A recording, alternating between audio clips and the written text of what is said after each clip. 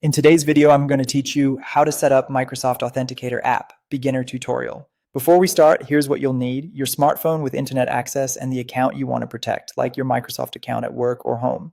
You'll be adding it to the Microsoft Authenticator app, which provides secure sign-ins and extra protection against unauthorized access. First, download the Microsoft Authenticator app from your device's app store. On Android, that's the Google Play Store. On iPhone, it's the Apple App Store.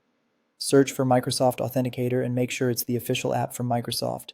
Install it and allow notifications when prompted.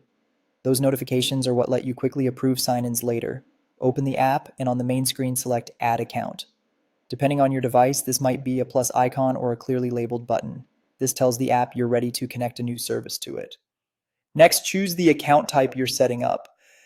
For most people, it'll be either a work or school account or a personal Microsoft account. After you pick the type, the app will switch to the camera so you can scan a QR code. You'll typically see that QR code on the computer screen when you turn on additional security for your account.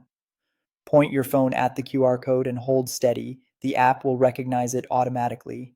If your camera asks for permission, grant access so it can scan. Once it's successful, you should see the account appear in the app, often with a 6-digit code that refreshes every 30 seconds. That's normal and means it's set up correctly.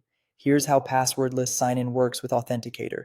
When you go to sign in to a Microsoft service, instead of typing a password, you'll enter your email and then receive a prompt on your phone. You'll see a number on the sign-in screen, and you'll tap the matching number in the Authenticator app to approve. For extra safety, the app may also ask for your phone's PIN, fingerprint, or face recognition. It's fast, secure, and helps you avoid weak or reused passwords. You can also use the app for two-factor or multi-factor authentication. In that flow, you still enter your password and then confirm the sign-in on your phone or type in the one-time code from the app.